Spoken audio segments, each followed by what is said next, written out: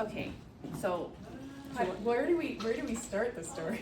yeah, so my dad passed away in September of 2024, and because he had a lengthy battle with metastatic prostate cancer, I had a lot of time to think about losing him, and I thought to myself that I might want to do something in his memory at some point, and that brought me to meeting you with the Winnipeg Foundation, starting his memorial fund. And when we met, we hit it off really well and found that we had more than a few things in common. One, living on Cathedral Avenue, and both of us losing our parents in a recent time to cancer. So we shared a bit of our grief and growing up in the neighborhood, or I didn't grow up in the neighborhood, but I live there now. And then, so that was the first connection. And then one day, it was the free day in May. It was a giveaway day. I was having a horrible grief day. We had plans to go to dinner. I had forgot about it. I didn't even know if I should go because I didn't think I could even string a sentence together to talk to people. We went anyway, and when we came home, it was pouring rain, and this desk was sitting on the curb outside your parents' house. And Chris stopped the car, and he said, "Hey, look at that neat old desk. Do you want a desk?" And I said, "What? Why? Why would I want a desk? We don't have any room for a desk. It's in the rain. No." And before we even got to our house, I was like, "Stop the car, go back. I want it." And so then I went with a wagon down the street in the pouring rain and dragged it home. And the next day, I looked at it and I decided, I didn't know what I was going to do with it, but I decided I was going to do something with it. And it really kind of came through me. Like it was like I was just making room for it and putting it together, and it was almost like I didn't have control over it. It's like it knew what it wanted to become. So as I started to clean it up and paint the top of it and decide what I was going to do with it, I told Chris, this is going to be some kind of art installation. It's going to go on our lawn, and people will be invited to interact with it. And I started to put things inside of it that were meaningful, like pictures of my dad and his obituary, and little touchstone objects that meant things to me and were part of my grief journey, and then also other objects that would be universal and would, evoke memory for other people. And then it started to get some attention. It got lots of attention from the neighborhood and some media. It was featured in the paper. And then I was curious, and I presumed that it must have belonged to your mom. So at some point I reached out and I said, "Hey, I've made this. It's got a bit of attention. Here's some photos. Was this your mom's desk?" And then, and it was my mom's desk. Yeah. So my mom, she passed away in 2022 from cancer.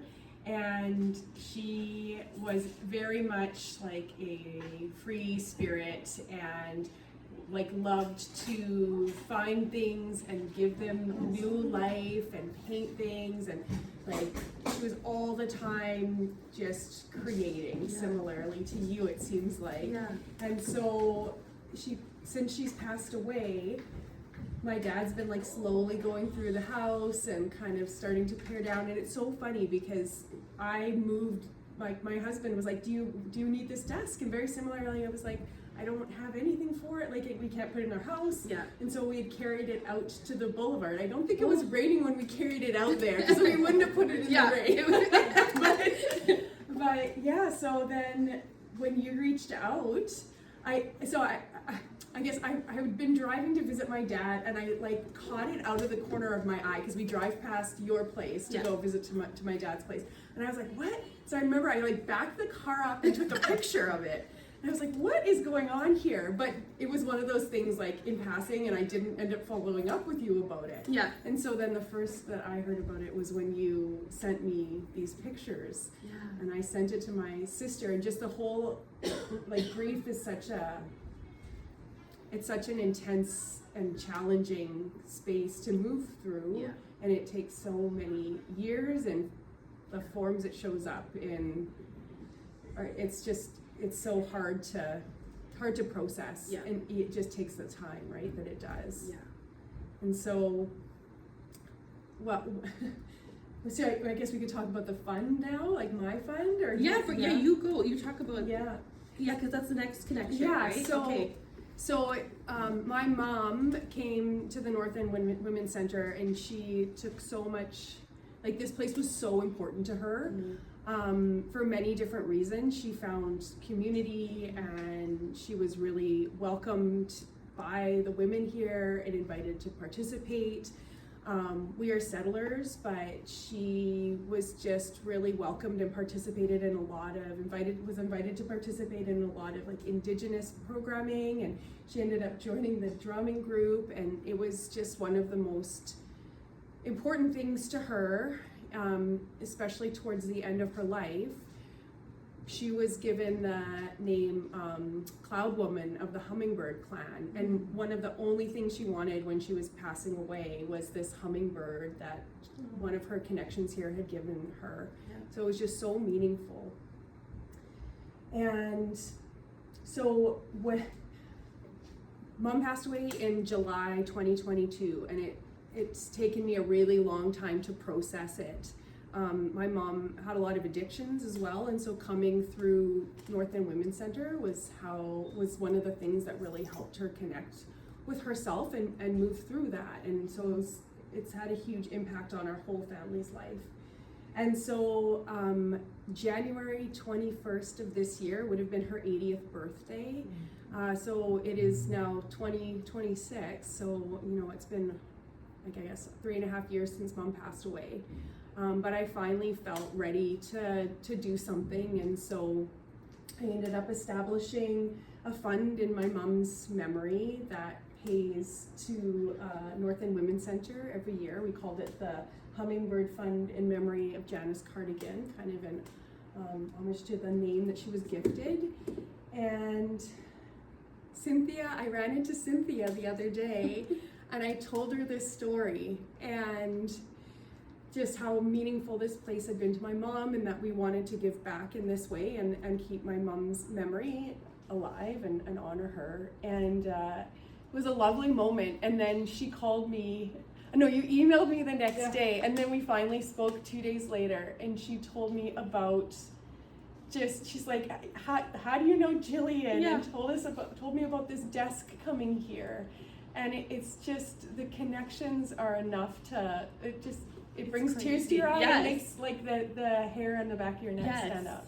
Yeah, absolutely. And I don't know how you feel about this, but I've only met your mom in passing, maybe like a handful of times, maybe less even, on the sidewalk in a sun hat, working in her beautiful garden, just a hello with the beautiful dog in the driveway. That's how I always remember your mom. And I can't help but feel that although I didn't know her, when I was doing this desk, it's like she was like whispering in my ear, to like bring this through. So there is a dedication to her in here, in the desk.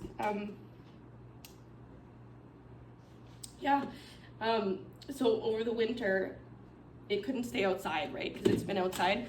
So I started to look for places that might want to host it. And then it just happened. I was thinking about you. I think we were going to connect in some way. And I saw on Instagram you had posted about your mom's birthday and the fund. And all of a sudden I put all these connections together. I was like, oh, I know Christy for many years at North End Women's Center. I wonder if they would want to host the connection desk. And I thought too, if you were open to it, maybe we could kind of collaborate, and it could be part of promoting your mom's fund. And your dad's fund? And I didn't, it's so nice that you want to share this spotlight with me, because I really feel like this is for your mom, and about her and the work that you're doing for the fund. So thank you for allowing me to get my dad's name in here too. It's just, the connections are wild. Yes. And I feel like I've had a few interactions with people where we like seemingly come together. We maybe wouldn't have met otherwise, but there's things that bring us together, and we're both grieving. And I feel like every time we make those connections, I like feel my dad and that person just like kind of shaking hands like above us, you know. And I feel like that with your mom and my dad, just like, oh hey, nice to meet you. Like, look what our girls are doing. So yeah, it's really nice. Yeah. And I'm so glad you're happy with it. And when I reached out, I did realize, I was like, oh, she might not be happy that I've done this with the dad. No, of course. It's more. I know my mom would love this. Oh, it's more that's than so you good. could ever Your imagine. mom would So love good. this. She would love it. Oh, that makes me so happy. Yeah.